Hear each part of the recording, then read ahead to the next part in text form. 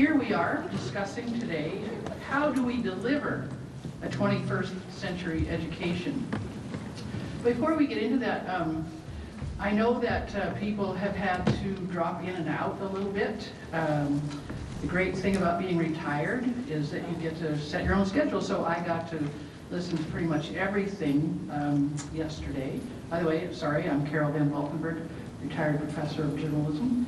And happy to talk about a few of the highlights that we heard yesterday, so that those of you maybe who weren't able to attend all the sessions could share in those too. So first off, President Engstrom set the tone for the conference when he said that a liberal arts education and preparing students for the workplace are not mutually exclusive, which I think we can all agree is a really important point to carry forward.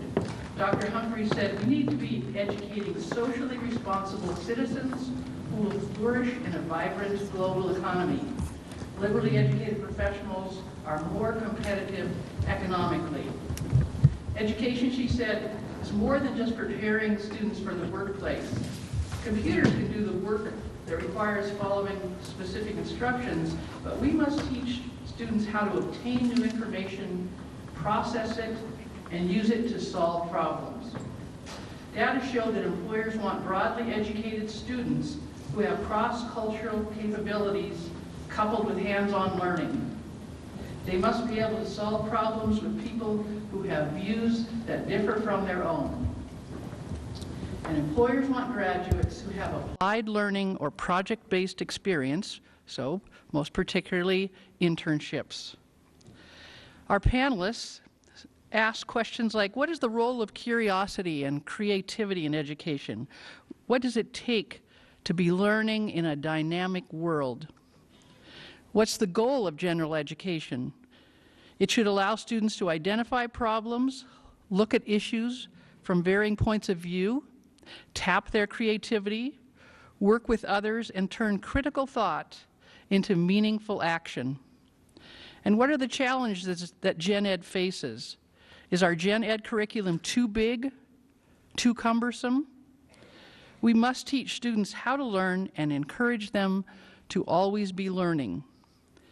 A too specialized education, the model in England and several other nations, makes it harder for students to learn how to learn and how to think. Students must also respect information and understand such concepts as science is not a democracy. They need to learn to reason from evidence. Liberal arts education is essential to a democracy, and we need to communicate that to students, parents, and policymakers. And a collection of facts is no more an education than a collection of bricks is a house. It's how to apply those facts that are critical. Students often see general education as a series of boxes to check, and we need to change the way we talk about general education. Dr. Peterson said, we have a duty to move students beyond the confines of their own experience. Many Americans haven't moved beyond the American century, but the world is in constant transition. It's easy to conclude we'll be the last standing superpower, but evidence refutes that. We have a special obligation to provide a 21st century education to students that includes global dimensions. A tactical plan must follow any strategic plan in delivering a global education. We can't just recruit international students and send students abroad. Study abroad is a proxy for global learning. Too few students experience study abroad, so the curriculum must be at the epicenter of global learning. We need to form an investigated knowledge base. What we do for all students What do we do for all students regardless of major? We must also develop a faculty with a wider lens on global education. Many of those faculty who never had the chance to experience study abroad themselves. And then how can we persuade public policymakers to financially support a global education? So that leads us to the question, how are we doing and how do we deliver a 20th century education to our students? How are we preparing students for the 21st century? How do we promote leadership development and cultivate creative interdisciplinary thinkers? What does a global perspective look like? What are the important issues for students to investigate? To help us find the answers to some of those questions, we've gathered a distinguished panel. And I'm going to introduce them individually before they give their presentations. So first up, we have Gyda Swaney, an associate professor of psychology, and she's going to talk about training diverse, culturally competent leaders. So Gyda.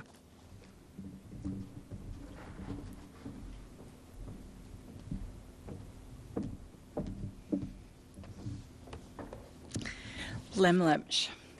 Thank you.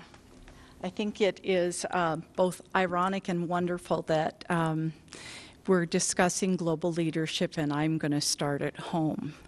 I think that here in Montana and in these United States, we have untapped treasures, and those are our native nations. And to establish good working relationships with those nations, I hope is our first starting point. Halt, good morning. I am Gyda Swaney, a proud citizen of the Confederated Salish and Kootenai tribes, and I'm delighted to be here. Because I'm a teacher, I'd like you to take out a piece of paper and a pencil or turn on your laptop, and I want you to, I'm going to give you a Salish word, Enemasuletkwa, N-M-I-S-U-L-E-T-K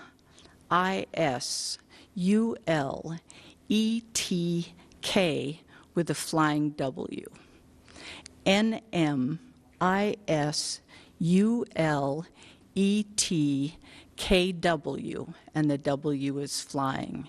Enemasuletkwa.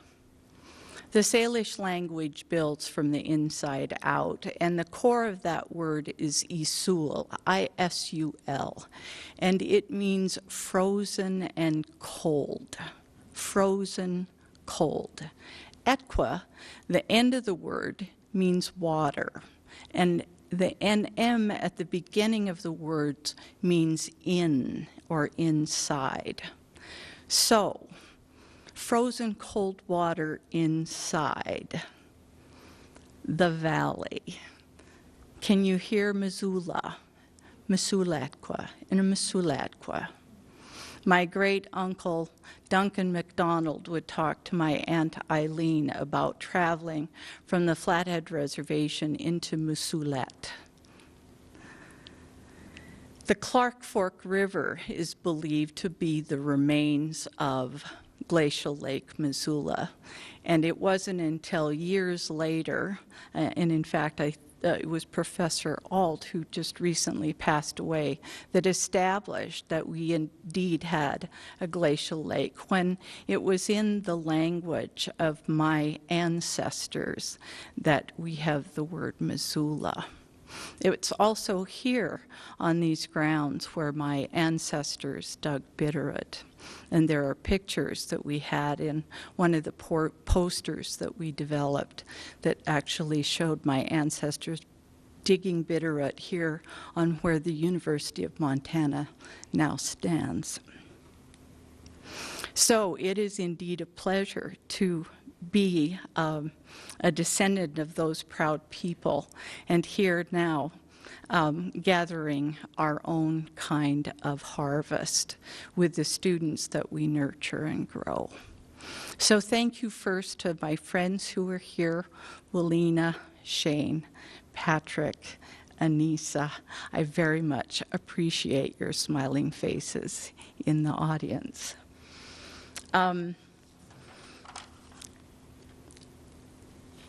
Cultural competence, cultural humility, and cultural safety are three really important components of the work that we do. In the literature many of the researchers and writers talk about attaining cultural competence so that we can work cross-culturally. But I really ascribe to and believe that what is a more appropriate approach is to have cultural humility, to come from a position of not knowing and from a position where we are able to be taught. Likewise, I also like the term cultural safety. If we can provide here at the university a place or a space where our students can feel safe, it's there that it's possible for our students to grow and develop. I'm going to draw heavily from the writings and work of Cora Pilwax and Sean Wilson, and they talk about the 4 R's of research, and his book is titled Research as Ceremony. He talks about the importance of relationality, respect, reciprocity, and responsibility. Relationality. I attended a marvelous presentation by John Tompkins, and there he talked about, previously he had known students in the abstract, but when he became dean, he then knew the students. He knew the students who had been raped and were struggling to attend class. He understood the struggles of a single parent. He understood the struggles of the students who were having extraordinary financial difficulties working 2 and 3 jobs. And I so appreciated that. And that sometimes is what we're challenged with, is developing relationship with students who are struggling in ways that sometimes I can't even comprehend. But having the courage to develop those relationships and invite those students into the classroom and welcome them into learning. I think that's one of our foremost responsibilities. And in fact, I think that's where the magic happens. In Salish, we have a word, enyopioten, and that's that magic that happens between us. When we have a conversation and when we share our stories, that's where our strength comes from, and that's where we can develop and grow. Secondly, they talk about respect. Respecting the knowledge that the students bring with them when they come. It's really important that we not ask Native students to leave their cultures at the edge of campus, that they bring all of who they are into the classroom and into the work that they do. It's there that we can challenge them and encourage them to ask new and different kinds of questions that will not only inform their work, but inform the work that we're doing. Reciprocity implies and suggests that it's a two-way kind of reciprocal kind of relationship. Not only will I learn from them, but they will learn from me. Together, then, we're going to develop this knowledge together. And finally, there's some responsibility that we take this work back to the community and that the work is good, that what we create here will be a good thing. I left the University of Montana with my PhD in clinical psychology and went home to work on the Flathead Reservation. And it was probably within the first week or 2 of working there that I was called out to do some work. And the call came from Tribal Law and Order, and they asked me to call my aunt's home. This is my father's sister, my aunt's home. And she told me that my cousin, who was seriously mentally ill, was threatening to kill her and that she needed some help. I have permission to tell this story. And I told her that because of my code of ethics, I wasn't able to be of help. that I could call the Ronan Community Mental Health Center, talk with Dr. Duff Gordon Garish, and that he could help with the commitment if that's what was needed. And in the kindest and gentlest voice, she asked me, "Gyda, what good will you be?" And without hesitating, I said, "I'll be there in about 10 minutes. And I hung up the phone, and I did call Ronan Community Mental Health Center, and together I went with Dr. Garish, and we dealt with the issue. It's challenges like that when we're working cross-culturally that require some real creativity and thought. Doesn't mean that we abandon what we do. In fact, Kleinman suggests that we have a conversation about how it is that we're going to broker these borders and work cross-culturally. Finally, I think it's important that we be polite and kind. Most importantly, that we be kind. A student in my graduate course, Katie Oos, sent us all this phenomenal YouTube clip from a black woman who writes for the Seattle newspaper and blogs.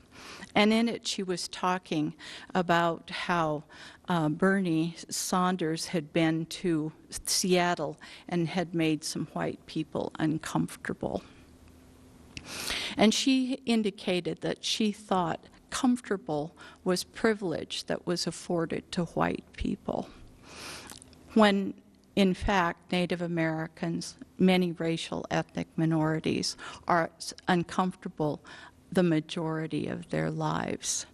And what she encouraged is that that we do the kind thing and dare to have that conversation where we can talk about race and privilege and help people to get through and pass their discomfort so that we can learn together. So I challenge us all to think about what good are you. And I want to close with the last stanza of one of my favorite poems by Piercy. She writes, "To be of use. The work of the world is common as mud. Botched, it smears the hands, crumbles to dust.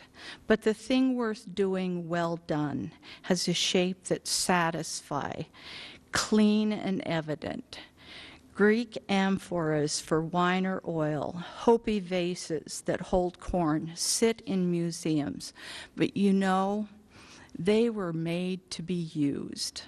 The pitcher cries for water to carry, and a person for work that is real." Let's do some real work. Thanks.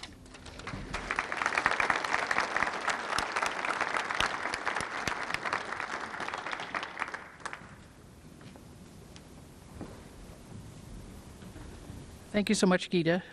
Next up, we have Jordan Costello, who's going to talk about the art and design of curating an online learning environment. And Jordan is a graduate student instructor in media arts.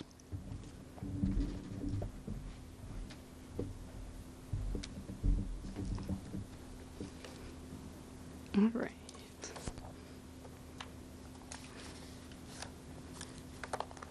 Hello, everyone. My name is Jordan Costello. I'm currently a second-year graduate student in media arts. I'm originally from Missoula, and I attended the University of Montana and received my BFA in Integrated Digital Media in Media Arts in 2014. I'm an instructor for the Integrated Digital Art class and the Intro to Photoshop class over in the Media Arts department. And the unique thing about my courses is that they're fully online courses. So my role as an instructor means that I'm also a curator of content for the digital classroom. Right now, with online education, there are a ton of resources that exist on the web. Anyone can subscribe to digital tutors, lynda.com, or Skillshare and learn how to use a software like Photoshop. These online environments are generally strictly geared towards technical skills.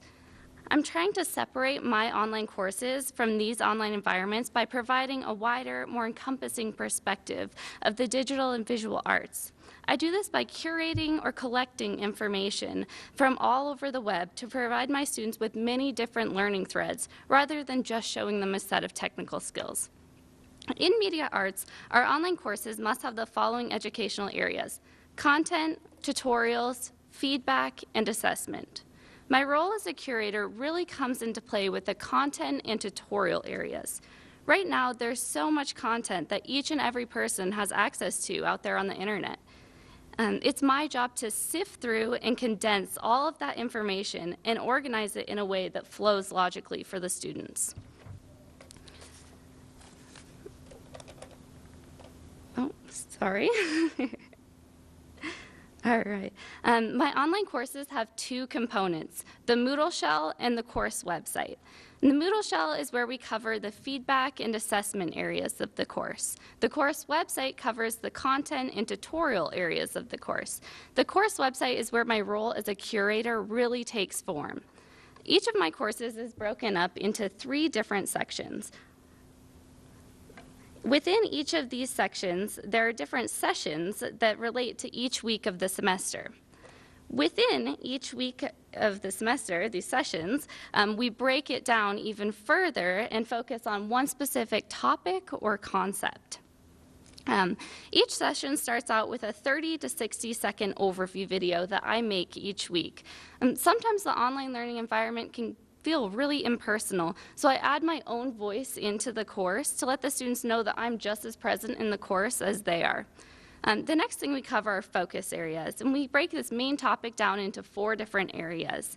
And within the focus areas, I provide resources each week that will help them really understand the topic. So usually I provide videos, but sometimes I'll put articles in there, video galleries, I do infographics, and sometimes I'll even embed games into these modules so that the students can really get a feel for the topic that we're talking about. Depending on the week, I'll include insights from professional artists, like TED Talks or MoMA videos. Unfortunately, this particular week does not have any insights. I provide example images so that the students can really get a visual feel of what we're talking about this week. Each week, I give them a spotlight artist to go check out, and this is just a source of inspiration when the students go to complete their projects, so they can see what a real artist is doing with the same tools they have.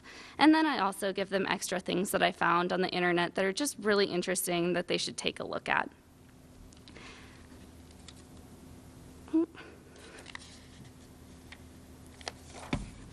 As you can see, I present the students with a wide range of resources. The great thing about the course website is that it's extremely sustainable. The links and resources don't go away when the course is over. The students can go back and reference the website at any point in the future. My hope is that this online course will not only provide my students with a solid foundation for technical skills and knowledge, but it will guide the students to self-exploration, allow different kinds of learners to learn in different ways that work best for them. It will give them professional insights from people and artists across the globe and provide them with a real person who's me to rely on, provide feedback, answer questions, and hold them accountable. Aside from being a curator of content, I'm a designer. I've created a visual style for these courses that relates to the content at hand. I feel like these course websites are a very effective way to deliver the content for a media arts course. Developing these fully designed courses allows the students to see a practical application for the skills they're learning in my course. I want the students to be excited about taking the courses and learning the information. I do this by giving each one of my courses its own personality and style that the students can relate to. This online course development is a next-level application of all of the design skills and concepts I learned in my undergrad in media arts. Right now, I'm in this strange place between being a student and being an instructor. However, this unique position allows me to put myself in the student's shoes and really view the course from their perspective. Without my foundation in media arts, it wouldn't be possible for me to develop, curate, and instruct these online courses. I'm really excited to be at the forefront of online learning right now. I can't wait to see the way online education continues to develop and adapt in the 21st century. Thank you.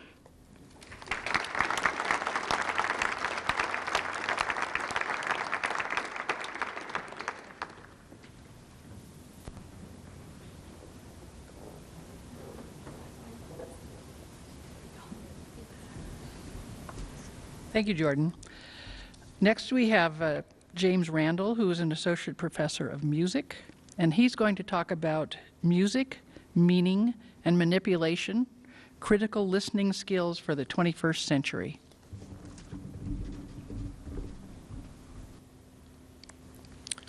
Thank you. First, I'd like to thank Amy Kinch for the invitation to contribute to this panel. And I'd like to tell you a little bit about a course I developed in 2012 for a freshman seminar for the Global Leadership Initiative. And among the objectives for these courses, one, it should address contemporary issues and problems. Two, it should take a fresh and interdisciplinary approach, but it should also fulfill the mission of general education. So I came up with this rather nefarious sounding course, Music, Meaning, and Manipulation. I'll tell you a little bit about how I came up with the topic and then how the class went. So in brainstorming topics, I wanted to first consider what is most valuable for especially a non-music major to learn about music after 4 years here. And I considered also traditional models for general education in music.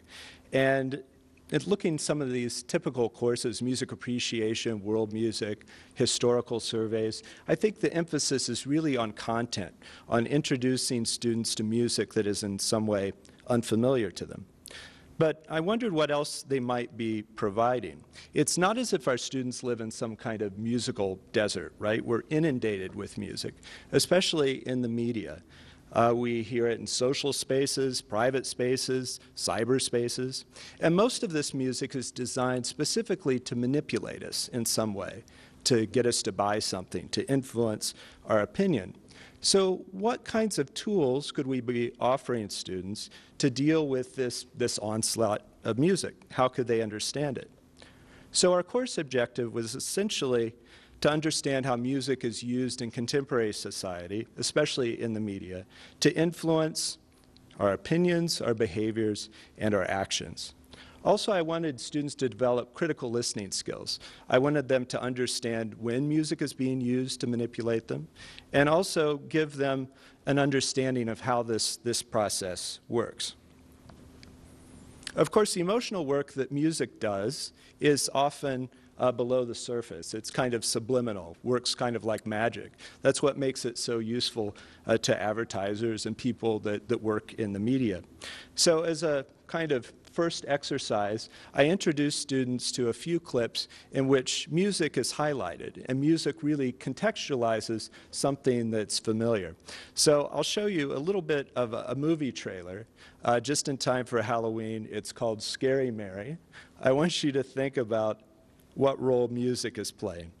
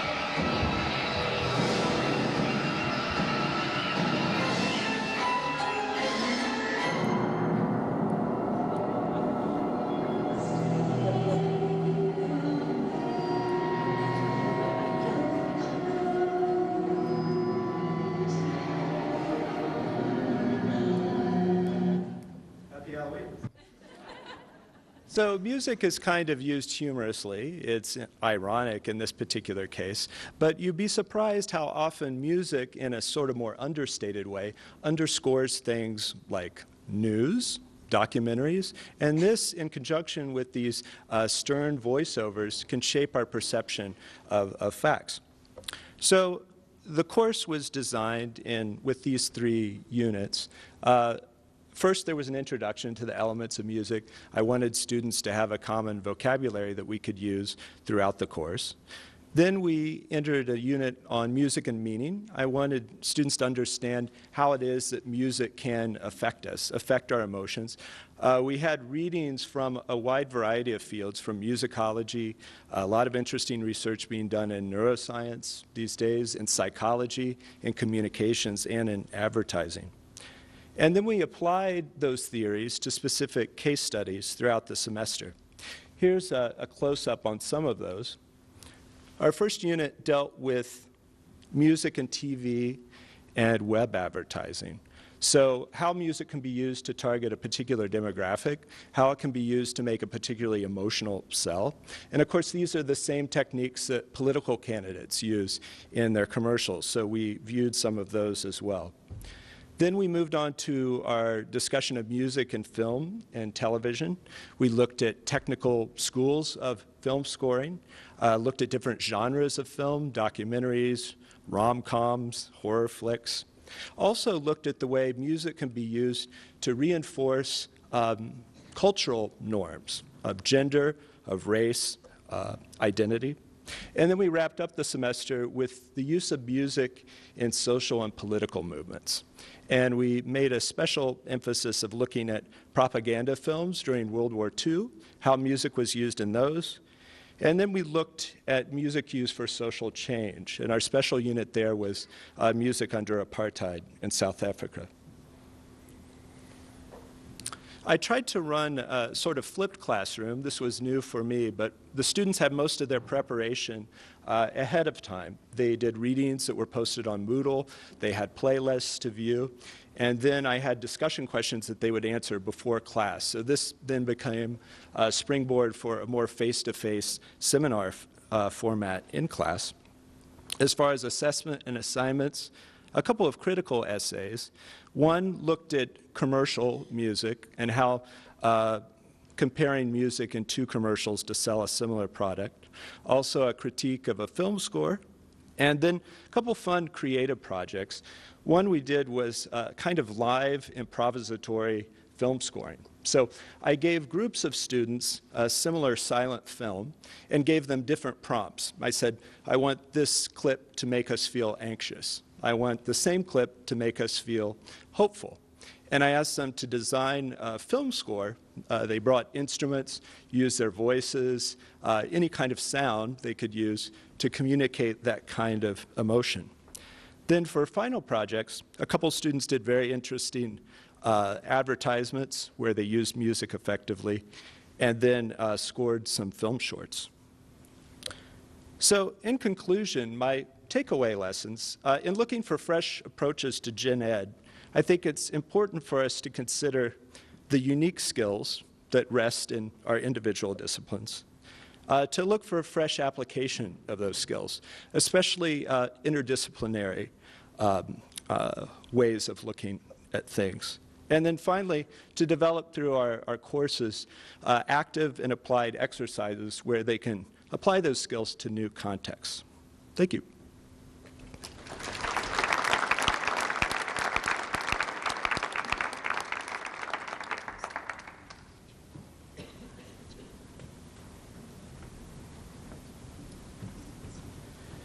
Our next panelist is Dan Spencer, an associate professor of environmental studies, who's going to talk about transformative education through international programs. Hi. Well, good morning. It's really delightful to be with you all. I also want to thank Amy for inviting me to be part of this panel. Really fun to be on the panel because I get to hear all these other innovative things from my panelists. I'm going to talk about my role in international education, which has been primarily designing and leading short-term travel seminars to places like Central America and to Vietnam. But I want to start by acknowledging that even though I end up being the professor who does these, they don't happen without a lot of other people's work in them. And three of my most important colleagues are here in the room today. Dr. Nikki Fear has been one of the main designers of the Vietnam program, and I've learned a lot from how she's taught it. Dina Mansour is the Associate Director of the Mansfield Center, has really made this Vietnam program possible, and also the exchange we have with different fellows from Southeast Asia. And then Mr. Lee Wak Dong is one of our teachers in Vietnam, and he's here because he's a fellow with the Mansfield Center. And I bring these up because it's these kind of international collaborative relationships that really are one of the most important outcomes of the work we do, as well as the preparatory work for how these programs work. So I'm going to talk a little bit about now transformative education. I want to really focus on three things here. One is the importance of pre-trip preparation. This is oftentimes an afterthought for the students. They want to know, what do I bring, what do I wear, what kind of things like that. But in terms of a teaching, the pre-trip preparation is really important for the quality of the program experience that happens afterwards, and I'll try and give a couple examples about that. And then the second one is the incorporation of what I call experiential pedagogies. The international education gives opportunity to really expand the kind of pedagogies that we use in our teaching there, and to really develop experience as the critical foundation and basis for that. Another colleague of mine, I see Kevin Hood is in the room here, and develops the IE3 program, which does our internships, also brings that possibility. Then I'll talk just briefly about some of the outcomes that we see about this here. I'm going to start by just talking about some of the main influences on my approach. I took my first international travel seminar as a leader in 1982, which is going to be 34 years ago, coming in January. So it's been a while now. But I worked for 5 years in an organization called the Center for Global Education at Augsburg College as the director of our Latin American programs. And a lot of what we did during the 1980s was organize and lead these short-term travel seminars, particularly for political leaders, church leaders, civic leaders, wanting to understand what was happening in Central America. The work of Paulo Freire, a Brazilian literacy expert, has been deeply influential for me. He has written several books, Pedagogy of the Oppressed, Pedagogy of Freedom, but he focuses on transformative education here. And I love this particular quote he had. Why not establish an intimate connection between knowledge considered basic to any school curriculum and knowledge that is the fruit of the lived experience of these students as individuals? And that goes to the heart of what we're trying to do with these kind of international programs. And one of the outcomes is it really transforms the way students understand their education and what education is for. Just to give us a sense about what we mean by transformational learning, there are lots of different ways we talk about it here. One of the key things, though, is that transformation learning starts oftentimes by posing problems, and especially problems that students encounter in their own experience that can be very disorienting. So, for example, in our Vietnam program, we're looking at the issue of climate change in the Mekong Delta, Vietnam. And all of our students have heard about climate change. They get to experience it firsthand in a very acute way in Vietnam. In my Central America trips, we're looking at social justice and human rights issues. This is an area that's been deeply troubled for many, many years now, but also lots of positive efforts to overcome the injustices there. And so we make part of that curriculum an explicit understanding about how are we responding to that, not only intellectually, but also holistically there. So the self-examination of the feelings these evoke there are really important. Cross-cultural education is a really important avenue for beginning to examine our assumptions that we bring in there that oftentimes we're not even aware of. And so trying to flesh those out. And we tell the students part of what we're helping them to do is we're going to be learning about another situation that's very unfamiliar to us, but in the process we develop a set of lenses that help us return to our own home situation, but now with a different set of lenses to begin to understand how we understand that. There's several other things that you can sort of see in there that sort of explain the process, but I'm just going to move us through quickly to highlight a few things here. So there's several components that I like to incorporate into the pre-trip component on there. First of all, it's really important to get some background history and the culture of the places we're going, so we don't arrive just completely unprepared. So for my Central America courses, which I teach in the summer, I do a 1-credit semester-long course in the spring where we learn about the history and culture of the country we're visiting. If we don't have that option in Vietnam because we go during winter session, but we still have several meetings together, we read a book together that prepares us, and that gives us a foundation for when we arrive in the course. We try to help students understand the process of learning that they're going to be going through, particularly the whole components of culture shock and the cycle that has. We talk about that ahead of time so that we can identify it when we're on the trip, so it becomes not a block to learning, but a way to facilitate deeper learning as we understand what all of us are going through. We try to develop skills about how do we learn in a cross-cultural setting, which can be very different. Gyda talked a little bit about already that oftentimes many of us learn in settings where we're fairly comfortable. We're part of the dominant demographic group, things like that, but in a cross-cultural setting, you aren't. And so how do we begin to learn to use that constructively there?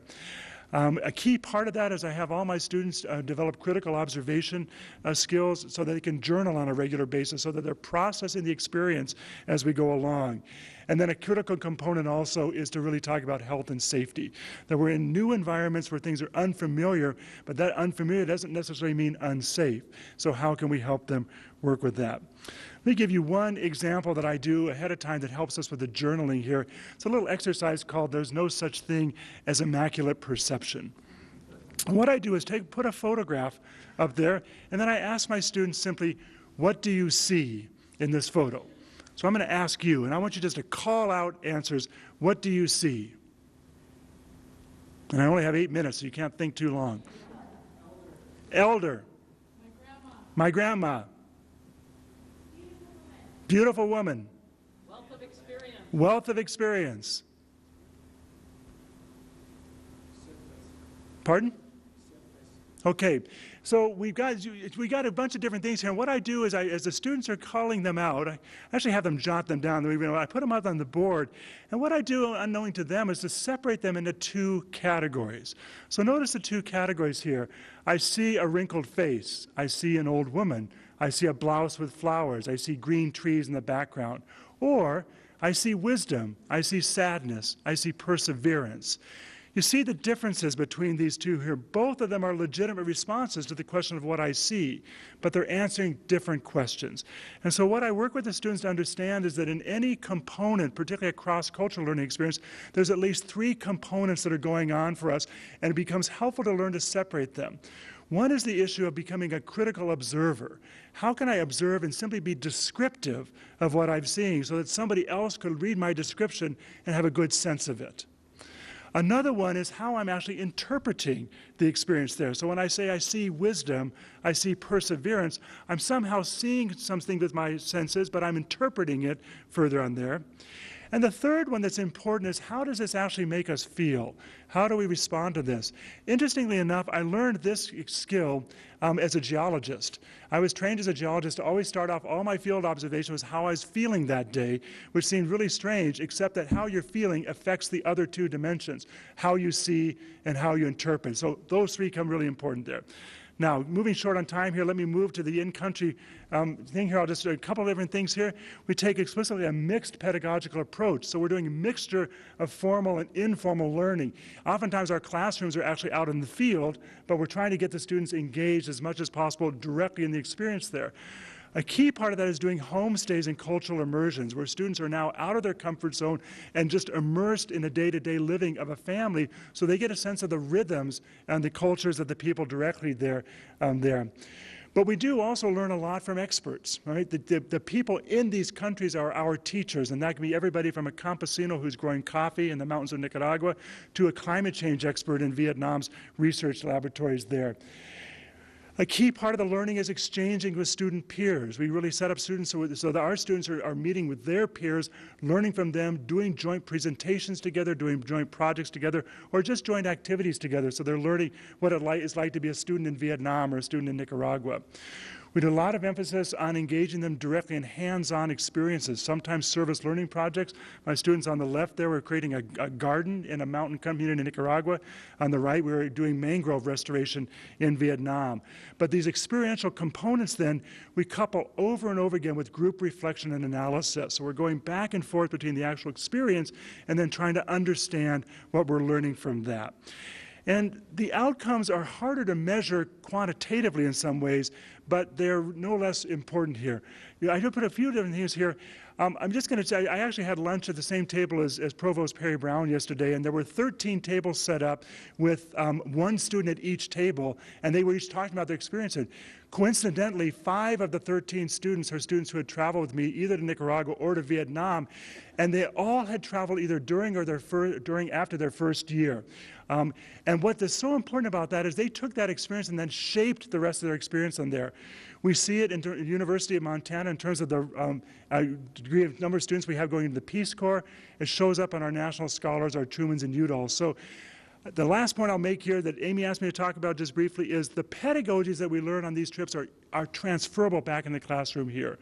Not all of our students are going to be able to do study abroad, but we can take the kind of experience they're having there and bring that back into our learning experience here to expand their global education. Thank you very much.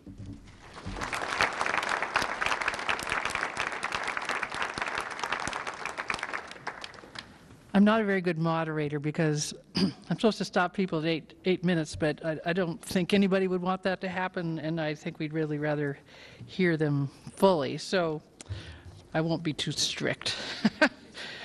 Our final panelist is Jennifer Schoffer Closson, who's an assistant professor in communicative sciences and disorders, and she's going to talk about integrated, intensive, and innovative practical student learning. Oh, excellent. Thank you very much. I am really excited to be here. My name is Jennifer Schoffer Closson, and I'm a speech-language pathologist. That's what communicative sciences and disorders means. And I'm really excited to see some of our students here in the audience today. We have Erin Yosai from the psychology department here. We have Jessica McCauley from communicative sciences and disorders. She's a graduate student. Kaylee Sheldon, an undergraduate student from communicative sciences and disorders.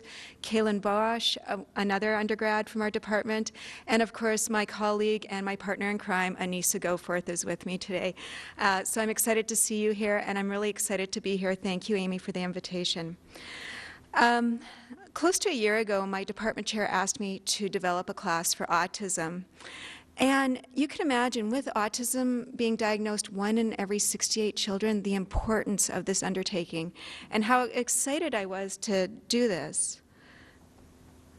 Oh, goodness. Okay. So when I was coming up with what this class could look like, things are milling through my head, but there were these 2 faces that kept on popping up. So I developed a team to approach this class.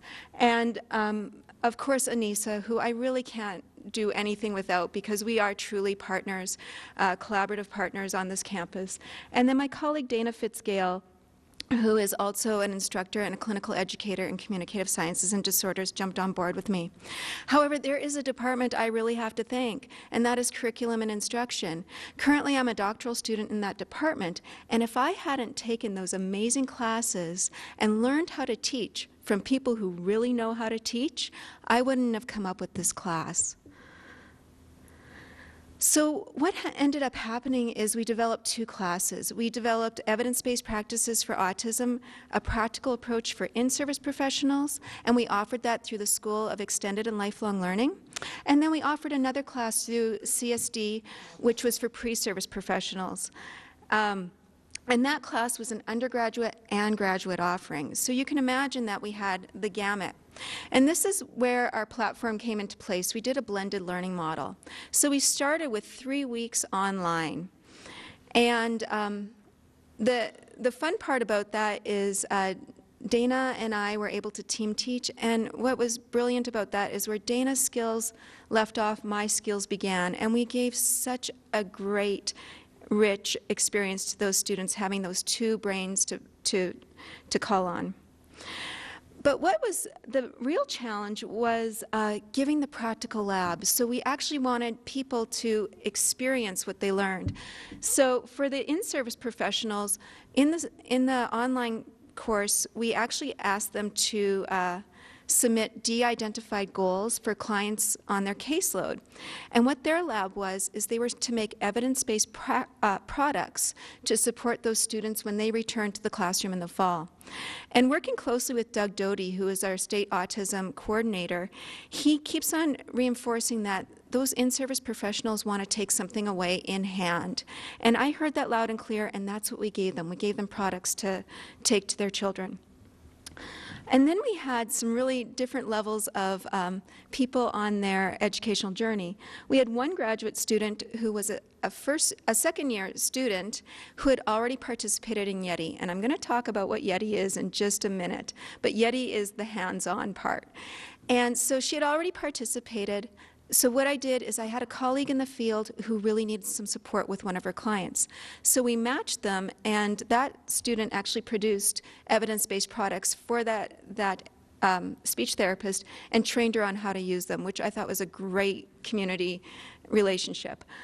We had two graduate students who elected to start their graduate work a semester early, and they took the online course, and they came, and they did 2 weeks of Yeti camp, which is a lot. And then we had, sorry, I can't see here. We had leveling students. And, you know, some of the themes I'm hearing today and yesterday was we need to meet people where they are in this broad, broad state. And these leveling students had families, they had commitments. So what we did is we had them come for 1 week, and then they made another product to demonstrate their learning and to support them in their careers. And lastly, we had undergraduate students who joined us for 1 week of Yeti. So you guys are all wondering, what is Yeti, right? Yeti is Youth Engagement Through Intervention, and Anissa and I developed this program, and it's a framework for teaching social skills for children with autism. And through this what's unique is we do an intensive model, which is very evidence-based.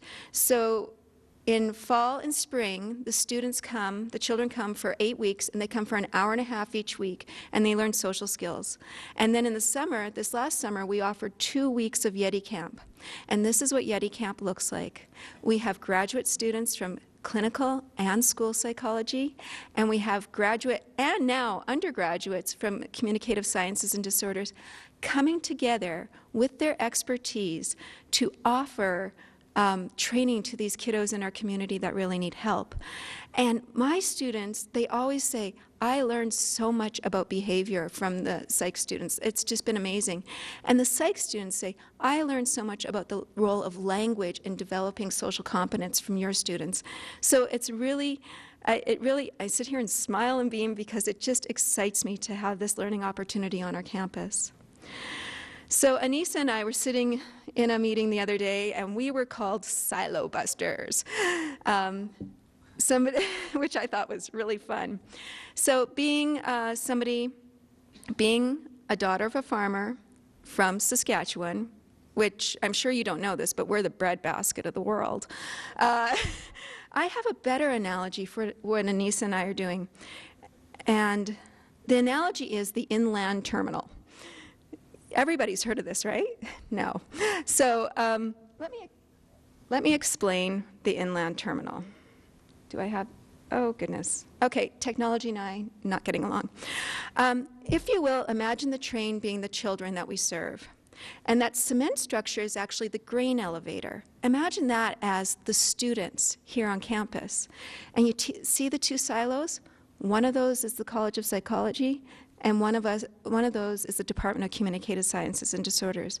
And as you can see, those two silos feed that elevator, and in return, that elevator takes from the train and gives to the train. And in this case, it's a feed and grain inland terminal. But I think it's a better concept to describe what Anissa and I have been doing on this campus. Thank you.